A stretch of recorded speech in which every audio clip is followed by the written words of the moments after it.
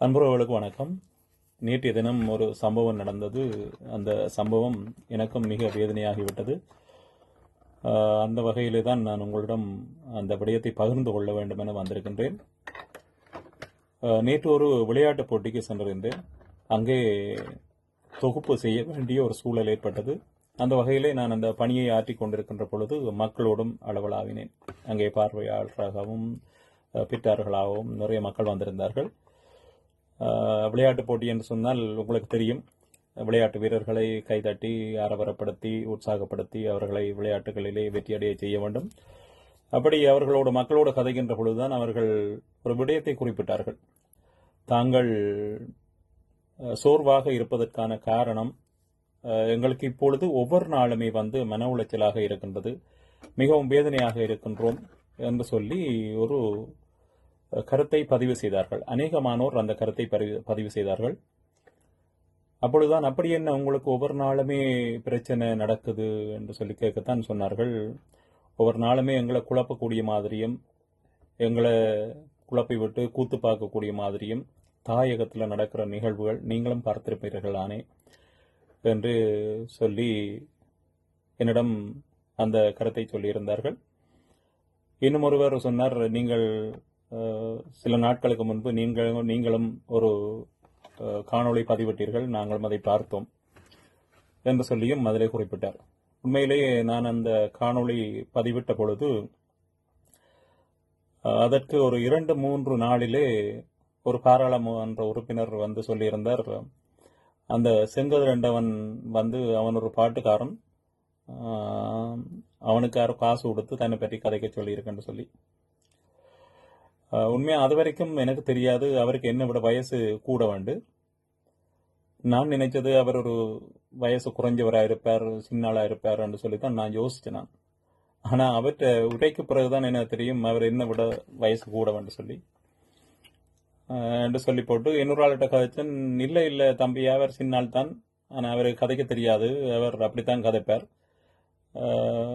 நீங்கள் நேற்று பார்த்திருப்பீங்கள் தானே, சிங்களவர்கிட்ட போய் அங்கே கூனி குருவி தான் கதைச்சவர். எங்கடையாக்கள் என்று சொன்னால் அவர் நல்லா அடியடா அப்படியடா டே என்று சொல்லித்தான் கதைப்பார் என்று சொல்லியிருந்தார்.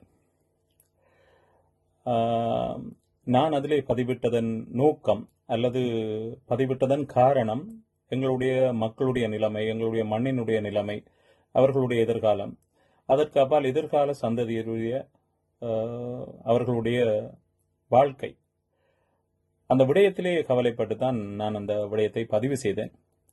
உண்மையிலேயே தாயக மக்களுக்கு நான் ஒன்றை குறிப்பிட விரும்புகின்றேன். இந்த காணொளியிலே புலம்பெயர் மக்கள் நேற்று பதிவிட்ட அந்த கருத்து என்பது மிகவும் ஒரு கவலையான விடயம். தாயகத்திலே நடக்கின்ற விடயங்களை பார்க்கின்ற பொழுது எங்களுக்கு மிக கவலையா இருக்கு. நாங்கள் நம்பி ஏமாந்து போறோம். தாயகத்திலே இருக்கக்கூடிய மக்களும் நம்பி ஏமாந்து போகின்றார்கள். இந்த நிலைமையை எப்படியாவது சீர் செய்ய வேண்டும்.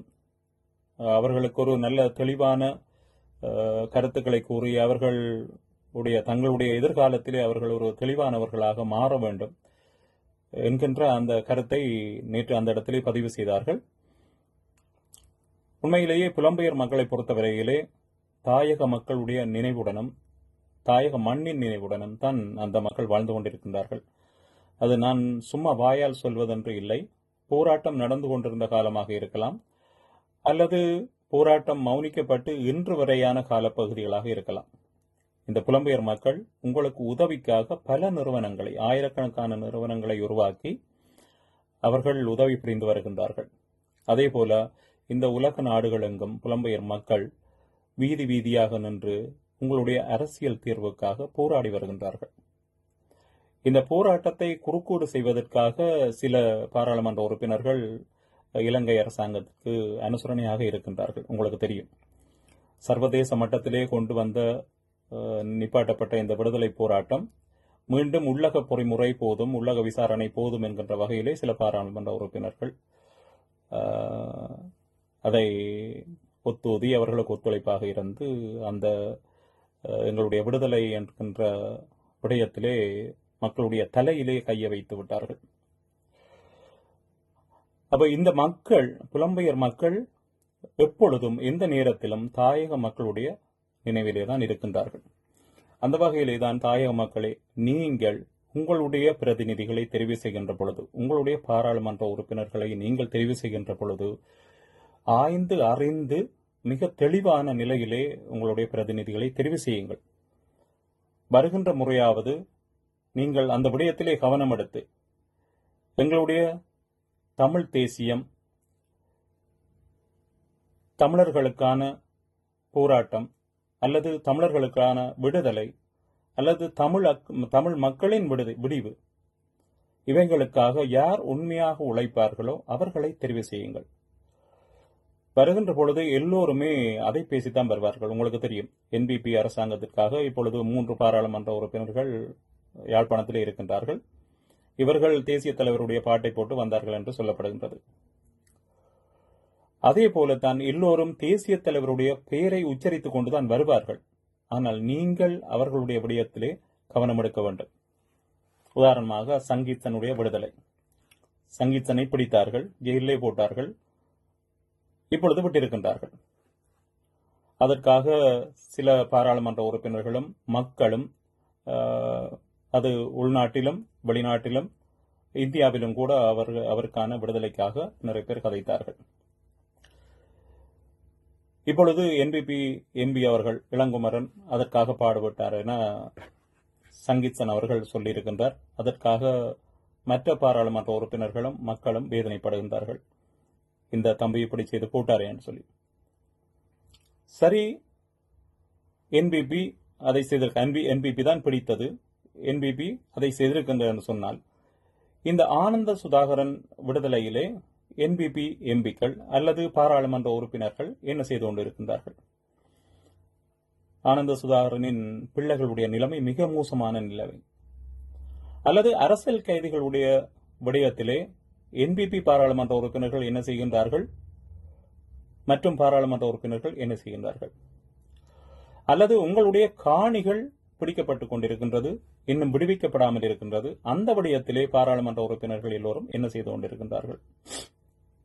அல்லது உங்களுடைய வழிபாட்டு தலங்கள், வெடுக்குநாரை மலை, இப்படி தாந்தாமலை, இங்கே தையட்டி, இப்படியான இடங்களிலே உங்களுடைய வழிபாட்டு தலங்கள் அபகரிக்கப்பட்டுக் கொண்டிருக்கின்றது. இந்த விடயத்திலே பாராளுமன்ற உறுப்பினர்கள் என்ன செய்கின்றார்கள்?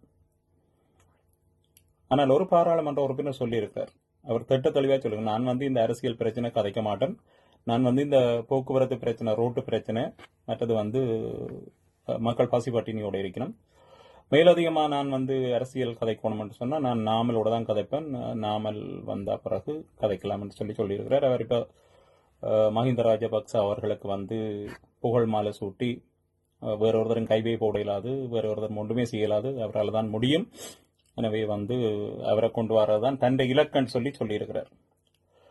இப்படி மேலும் தமிழ் பாராளுமன்ற உறுப்பினர்கள் என்று சொல்லி சிலர் இந்த சிங்கள அரசாங்கம் காலாகாலமாக என்ன செய்து கொண்டிருக்கின்றது, என்ன செய்யும் என்கின்ற அந்த நிலைப்பாடு தெரிந்தும் அப்படித்தான் நடந்து கொண்டிருக்கின்றார்கள். தமிழர்களுக்கு விரோதமான விடயமாகவே இது பார்க்கப்படுகின்றது.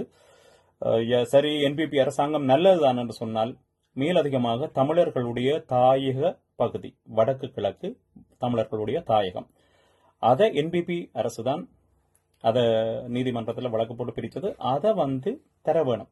அந்த வழக்கை வாபஸ் வாங்கி தமிழர் தாயக பகுதியை அவர்கள் நல்ல அரசாங்கம், நல்ல ஜனாதிபதி, நீங்கள் சொல்ற மாதிரியே நாங்கள் ஏற்றுக்கொள்றோம்.